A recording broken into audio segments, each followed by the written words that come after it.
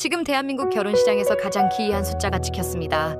조계종이 진행한 미팅 프로그램에 무려 4,125명의 청춘이 신청서를 밀어넣었습니다. 최종 경쟁률은 역대 최고 수준인 201대 1. 강남의 화려한 파티룸도 아닙니다.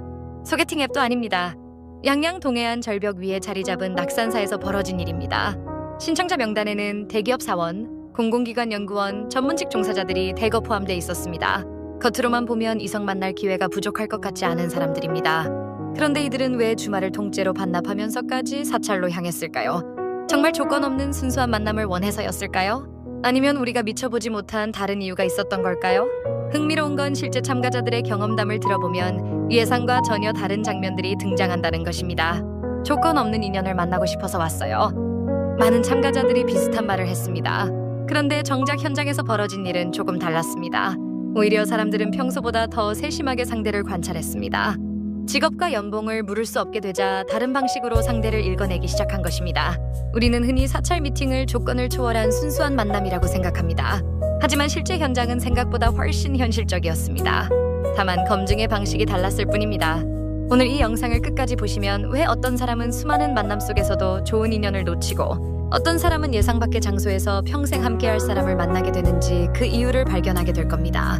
그리고 모든 명함과 스펙이 사라진 환경에서 사람들이 본능적으로 끌리는 매력이 무엇인지도 확인하게 될 것입니다.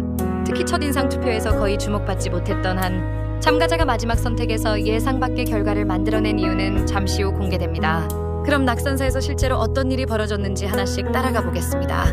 낙산사 일주문을 통과하는 순간 참가자들은 익숙한 무기를 잃게 됩니다. 직업을 말할 수 없습니다. 연봉도 공개할 수 없습니다. 어느 회사에 다니는지도 이야기할 수 없습니다. 참가자들은 본명이 아닌 별칭으로 서로를 부릅니다. 평소였다면 몇 초 만에 끝났을 정보 교환 과정이 사라진 것입니다. 그런데 바로 그 순간 예상하지 못했던 변화가 시작됩니다. 사람들은 상대를 더 자세히 보기 시작합니다.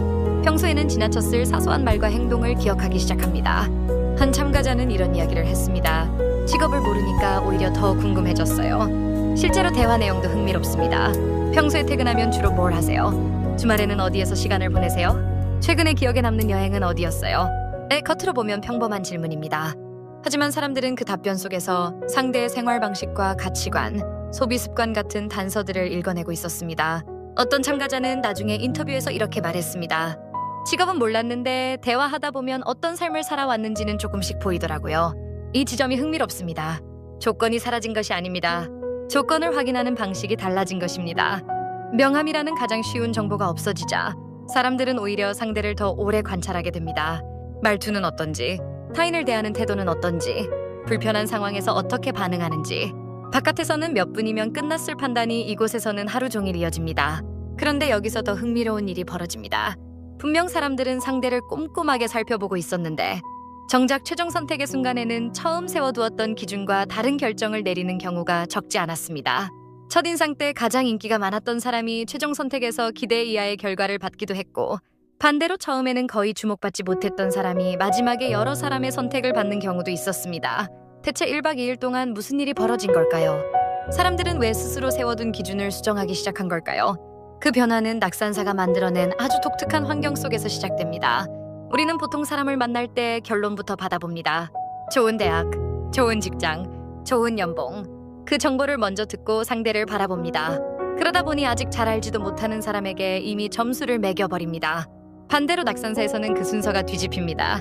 아무 정보도 없는 상태에서 먼저 함께 시간을 보내게 됩니다. 같이 공양을 합니다. 차를 마십니다. 산책을 합니다. 단체 활동도 합니다. 처음에는 별것 아닌 것처럼 보입니다.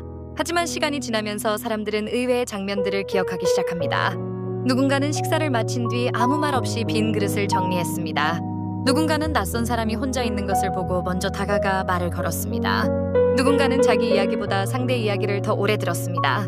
그리고 이상하게도 그런 장면들이 직업이나 연봉보다 더 오래 머릿속에 남기 시작합니다. 한 참가자는 나중에 이렇게 말했습니다. 처음에는 어떤 직업일지 궁금했는데 나중에는 그게 별로 중요하지 않더라고요. 그 사람의 행동이 더 기억났어요. 또 다른 참가자는 이렇게 말했습니다. 밖에서는 좋은 직장을 가진 사람을 만나도 늘 불안했어요. 그런데 여기서는 이상하게 사람 자체를 먼저 보게 되더라고요. 이 말이 맞는지는 각자 판단하면 됩니다. 하지만 분명한 것은 참가자들의 선택이 처음과는 달라졌다는 사실입니다. 그리고 그 변화는 스펙이 아니라 함께 보낸 시간 속에서 만들어졌습니다. 실제로 한 참가자의 사례는 현장 관계자들 사이에서도 꽤 오랫동안 회자됐습니다. 그는 첫 만남 직후 진행된 첫인상 선택에서 거의 주목받지 못했습니다. 눈에 띄는 외모도 아니었습니다. 분위기를 장악하는 화려한 화술도 없었습니다. 다른 참가자들 사이에 묻혀 조용히 앉아있는 모습에 가까웠습니다. 하지만 시간이 흐르면서 상황은 조금씩 달라졌습니다. 그는 대화를 독점하지 않았습니다. 누군가 이야기할 때 중간에 끼어들지도 않았습니다. 차담 시간에는 상대가 말을 마칠 때까지 조용히 들었습니다. 다음 날 아침에는 특별히 눈에 띄려 하지 않았는데도 자연스럽게 정리와 준비를 돕고 있었습니다. 사실 이런 행동은 그 순간에는 별것 아닌 것처럼 보입니다. 카메라가 따라다니는 극적인 장면도 아닙니다. 하지만 참가자들은 그런 모습을 생각보다 많이 기억하고 있었습니다. 마지막 선택 직전 여러 참가자들이 공통적으로 언급한 사람 중 한 명도 바로 그였습니다. 그리고 최종 선택 결과가 공개됐을 때 많은 사람들이 놀랐습니다. 첫인상에서는 존재감이 크지 않았던 그가 여러 사람의 선택을 받은 것입니다. 그가 특별한 기술을 사용한 것은 아니었습니다. 거창한 자기소개도 없었습니다. 대단한 스펙을 과시할 수도 없었습니다. 그런데도 사람들은 그를 신뢰할 수 있을 것 같다고 이야기했습니다. 함께 있으면 편안했다고 말했습니다. 대화가 끝난 뒤에도 기억에 남았다고 말했습니다. 어쩌면 이것이 낙산사에서 벌어진 가장 흥미로운 반전인지도 모릅니다. 사람들은 조건을 보지 않은 것이 아닙니다. 여전히 현실적으로 판단했습니다. 여전히 고민했습니다. 여전히 계산했습니다. 하지만 무엇을 먼저 보느냐가 달라졌습니다. 명함보다 행동을 먼저 봤고, 직업보다 태도를 먼저 봤고, 조건보다 사람을 먼저 경험했습니다. 2대 1대 1이라는 경쟁률이 말해주는 것도 어쩌면 같은 이야기일지 모릅니다. 수많은 사람들이 원했던 것은 조건이 사라진 세상이 아니었습니다. 조건만으로는 알 수 없는 무언가를 확인할 기회였는지도 모릅니다. 그래서 마지막으로 이런 질문을 남겨보고 싶습니다. 우리는 사람을 만나고 있는 걸까요? 아니면 그 사람이 가진 정보와 스펙을 만나고 있는 걸까요? 만약 지금까지의 만남이 늘 비슷한 결과로 끝났다면 상대를 보는 순서를 한 번쯤 바꿔보는 것도 나쁘지 않을지 모릅니다.